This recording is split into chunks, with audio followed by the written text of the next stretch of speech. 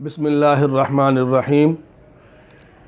जी, एक भाई ने सवाल किया है, मौलवी जी नमाज में क़िरात फ़र्ज़ है, आप कह रहे हैं कि सूरह फ़ातिहा पढ़ना वाजिब है और उसके साथ किसी और सूरत का मिलाना भी वाजिब है, तो बताइए इस सब में फ़र्ज़ वाली क़िरात कौन सी है।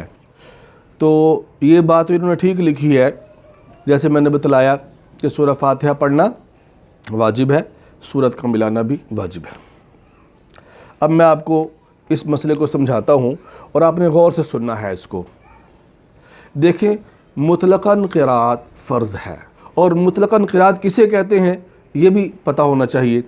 मुतलक़न क़िरात है सूरह फ़ातिहा पढ़ना और उसके साथ किसी सूरत का मिलाना, ये है मुतलक़न क़िरात। इसे कहते हैं क़िरात फ़र्ज़ है, यानी नमाज के अंदर क़िरात करना फ़र्ज़ है, ये तो फ़र्ज़ हो गया। और अब इन दोनों के आगे दर्जे अलग-अलग हैं। सिर्फ़ सूरह फ़ातिहा का पढ़ना ये अलग वाजिब है, और अभी भी आप समझ नहीं आएगी बात, आगे जब पूरी बात मुकम्मल हो जाएगी फिर समझ आएगी। सूरह फ़ातिहा का पढ़ना एक वाजिब अलग वाजिब है, और आगे कुल हुवल्लाह सूरत का पढ़ना या किसी भी सूरत का मिलाना वो अलग वाजिब है। अब इसकी मिसाल में देता हूँ, फिर आपको बात समझ आएगी कि एक शख्स नमाज, उसने अल्लाह अकबर कहकर नमाज शुरू की और नमाज पढ़ने के बाद वो खामोश खड़ा रहा, यानी अल्लाह अकबर कहकर सुबहानक अल्लाहुम्मा पढ़ा और उसके बाद खामोश खड़ा रहा। थोड़ी देर के बाद या जो है ना ऐसे ही जो है रुकू में चला गया, तो उसने क़िरात कुछ भी क़िरात नहीं की, ना सूरह फ़ातिहा पढ़ी है और ना सूरत मिलाई है, तो गोया कि फ़र्ज़ का तारिक हो गया, फ़र्ज़ को छोड़ने वाला हो गया। तो जब फ़र्ज़ को छोड़ेगा तो फिर नमाज नहीं होगी। ये है इसका मतलब कि दोनों का पढ़ना ये क़िरात फ़र्ज़ है। सईदा साहब से भी अब काम नहीं चलेगा, नमाज दोबारा उसको लौटानी पड़ेगी।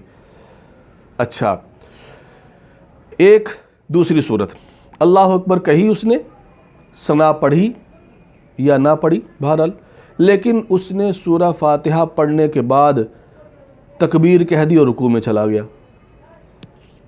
सूरह साहब, अब ये क्या है, दो वाजिब थे ना, एक सूरह फ़ातिहा का अलहदा पढ़ना जैसे मैंने बताया, और क़िरात यानी कुल हुवल्लाह का पढ़ना अलहदा। तो अब चूँकि सूरह फ़ातिहा तो उसने पढ़ी लेकिन क़िरात नहीं की, यानी कुल हुवल्लाह नहीं, उसको भी हम क़िरात कह देते हैं, कुल हुवल्लाह सूरत का मिलाने को भी क़िरात से ताबीर कर दिया जाता है। तो बहरहाल उसने सूरत नहीं मिलाई और रुकू के अंदर चला गया, तो एक वाजिब छूट गया।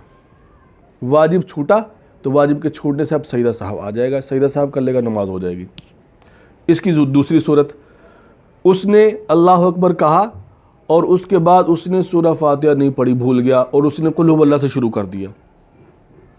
दुकान का हिसाब कर रहा होगा ना, या घर के अंदर उसका ज़हन चला गया या किसी और जगह चला गया, तो उसने कुल हुवल्लाह पढ़ी या कोई और सूरत उसके मुंह पर आ गई, उसने वो पढ़ी और रुकू के अंदर चला गया। तो अब क्या छूटा, सूरह फ़ातिहा, और फिर भी वाजिब छूट रहा है, ये भी वाजिब है। तो अब क्या होगा, सईदा साहब करने से नमाज हो जाएगी।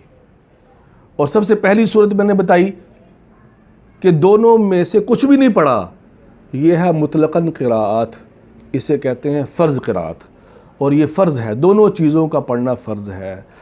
अब ये बात अच्छी तरह आपकी समझ में आ गई होगी इंशाअल्लाह।